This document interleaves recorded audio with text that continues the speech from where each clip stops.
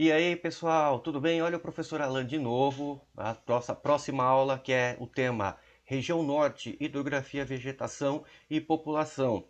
Mas antes da aula, roda a vinheta!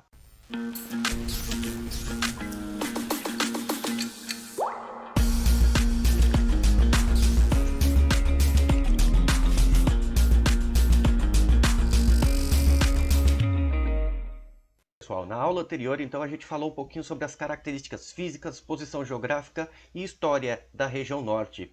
Ah, você não assistiu a aula anterior? Não se preocupa, tá aqui, ó, no card em cima. Eu deixo aí para vocês a aula anterior, uma aula super show de bola para vocês, que contou um pouquinho também sobre a história sobre a região norte, tá?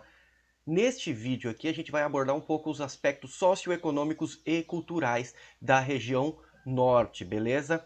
Mas antes de começar, que tal a gente pensar um pouquinho? Vamos lá, refletindo, para pensar um pouquinho. Região norte, a Amazônia e a Amazônia Legal, elas são a mesma coisa?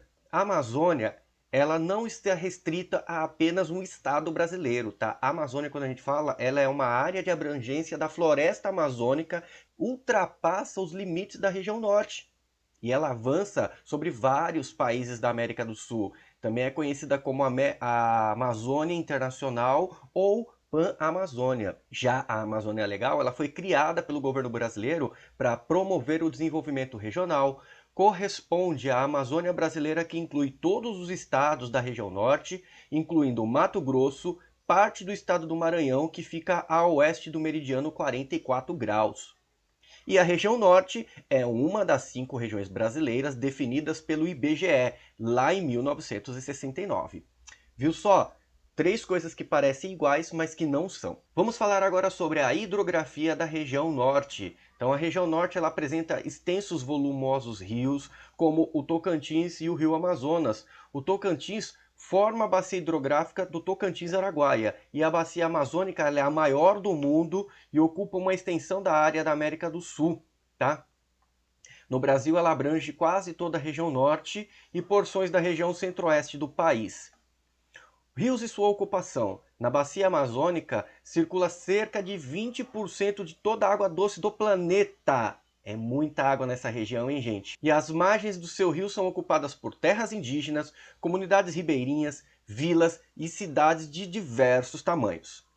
Há mais de 20 mil quilômetros de vias fluviais navegáveis e, em muitos casos, as embarcações representam o principal, se não o único meio de transporte de pessoas e mercadorias. Olha só a importância dos rios nessa região. Esse mapa da Agência Nacional de Águas e Saneamento Básico, tá?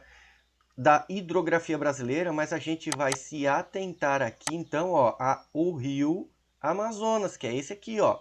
Tá vendo? Ele corta praticamente toda a região norte aqui assim, ó. Ele nasce fora do Brasil e corta toda essa região. A floresta amazônica é uma floresta pluvial, típica de ambientes úmidos e com temperaturas elevadas, que abriga grande variedade de espécies e que influencia o clima.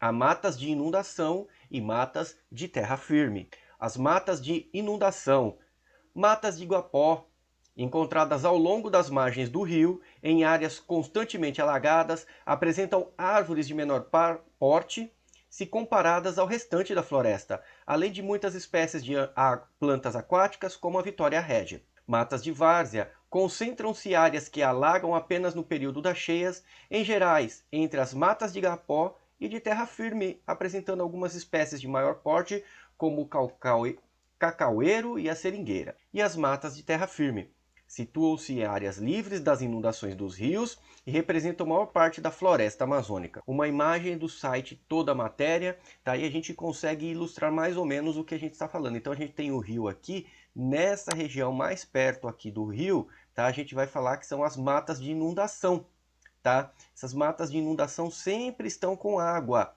tá? Elas sempre estão com água. Mais aqui ao meio, tá? A gente vai falar que é a área de várzea. Quando esse rio enche demais, essa área ela fica com água. E depois nós temos essa região que fica mais aqui ao meio, que é o que a gente fala de matas de terra firme. Dificilmente o rio vai chegar ali nessa região. Desmatamento na Amazônia. Quais são as principais causas? Extração de madeira, implantação de áreas destinadas à agropecuária, expansão urbana e abertura de rodovias. Nos últimos 50 anos, a floresta perdeu cerca de 20% de sua área original. A floresta amazônica destaca-se pelo número de espécies animais e vegetais que abriga.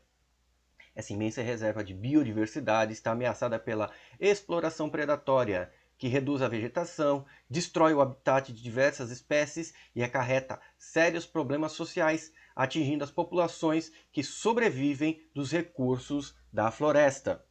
Eu peguei essa imagem do site Social Ambiental, tá? É um site, uma ONG, na verdade, né? Que mostra a questão do desmatamento na floresta amazônica. Vocês não viram sobre o arco, está na aula anterior, já está aí no card em si. Mas é interessante a gente mostrar aqui, ó, olha só, essa região toda aqui é a Amazônia legal, tá? É a Amazônia brasileira aqui, tá? Incluindo o estado do Mato Grosso e do Tocantins. Toda essa parte vermelha é a área de desmatamento em junho, entre julho de 2018 e agosto de 2019. Como nós estamos em 2020 e a Amazônia é tema de constante debate por causa das queimadas atuais que nós estamos vendo, né? O Brasil, inclusive, perdeu bastante reserva financeira, né? Países deixaram de investir no Brasil e isso preocupa porque a gente não está tomando conta da Amazônia. Então, é uma situação de alerta que nós temos que tomar. Mas olha só que interessante, terras indígenas. A maior parte dessas queimadas estão normalmente próximas às terras indígenas. Olha que interessante isso, né? Por que será que está acontecendo, né? E essa parte azul são unidades de conservação, que também, em alguns casos, têm queimadas. Desenvolvimento sustentável. Desenvolvimento econômico baseado no aumento dos níveis de consumo agrava os impactos no meio ambiente e desrespeita as necessidades das comunidades locais. Nós vimos no mapa anterior, né?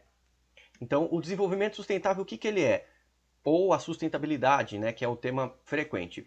É uma alternativa ao modelo econômico que nós temos atualmente, mas tentando reduzir os impactos socioambientais. Como que a gente pode fazer isso, então, para reduzir os impactos socioambientais? Explorar recursos vegetais e animais, plantas, peixes e outros seres vivos, de modo que não haja interferência no ciclo de reprodução das espécies. Explorar áreas já modificadas como a borda de floresta sem afetar a biodiversidade das áreas preservadas. Reduzir o uso de matérias-primas, aumentando a reciclagem ou reutilização. Valorizar as comunidades tradicionais e aproveitar os seus conhecimentos. Uma matéria da revista Época que mostra como que as seringueiras estão sendo reutilizadas aí. E aí o caso do desenvolvimento sustentável. Vou mostrar para vocês, né, que eu também sou a favor do desenvolvimento sustentável. Comunidades tradicionais. Na região norte, vivem comunidades tradicionais formadas por ribeirinhos, grupos indígenas e outros povos da floresta. Essas comunidades exploram os recursos da mata sem agredi-la. Além de obter alimentos e materiais usados na construção de utensílios, extraem o látex, castanha do Pará, açaí, guaraná, entre outros produtos. Então eu peguei essa foto aqui do site da UOL e é uma matéria que fala sobre a dificuldade dos indígenas em manter as suas tradições, que são povos então que vivem ali no Amazonas, tá? Os conhecimentos em relação à floresta, acumulados por sucessivas gerações, têm valor inestimável e por isso grandes indústrias farmacêuticas e de cosméticos, a maioria transnacionais, procuram se apropriar do saber dessas populações. Algumas empresas praticam a biopirataria, ou seja, apropriam-se do conhecimento popular para extrair matérias-primas das florestas sem remunerar essas pessoas que lhe forneceram as informações, ou sem pagar impostos a governo dos países de onde retiram os componentes para suas fórmulas. Como funciona essa biopirataria aí? Então eu peguei essa imagem do site O Eco, tá? que é uma folha de mentruz, tá? Mastruz, não sei como chamam aí na região de vocês, mas é muito usada essa folha no caso de pessoas que têm algum tipo de batida, pancada, né? Quando fica roxo ou quando você, né, cai alguma coisa, é muito usado para isso, né? Eu já usei bastante na minha adolescência, quando jogava bola e me machucava, sempre recorria ao mastruz aí, tá? E vários outros produtos que são retirados da floresta, tá, gente? Isso aqui é produto, não vai pensar que é bobagem não, tá? População ribeirinha. São comunidades que habitam as áreas próximas às margens do rio. Suas origens remetem à miscigenação entre os portugueses e indígenas que habitavam a região amazônica, além dos processos migratórios. Sobrevivem de atividades como a agricultura, geralmente praticada em áreas de várzea, e o extrativismo, destacando-se a pesca. Muitos vivem em unidades de conservação. Têm um modo de vida que garante a conservação dos recursos naturais. A região norte abriga a maior quantidade de comunidades ribeirinhas do Brasil. Então aí uma imagem de comunidades ribeirinhas, né? Pessoas que vivem às margens do rio, constroem as suas casas aí de forma que quando o rio enche, eles não percam seus produtos, tá? Que é o que a gente chama aqui de palafitas, tá bom? Peguei essa imagem do site Portal Amazonas, tá? E como diz, eles sobrevivem de pesca. Quem não gosta de pescar, né, gente? Pessoal, acabou então. Fiquem de olho aí na descrição do vídeo para resolver as atividades complementares, tá bom?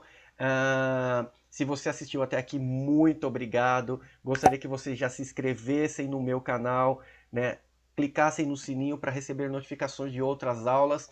Um forte abraço para vocês e fui desconectando. Tchau!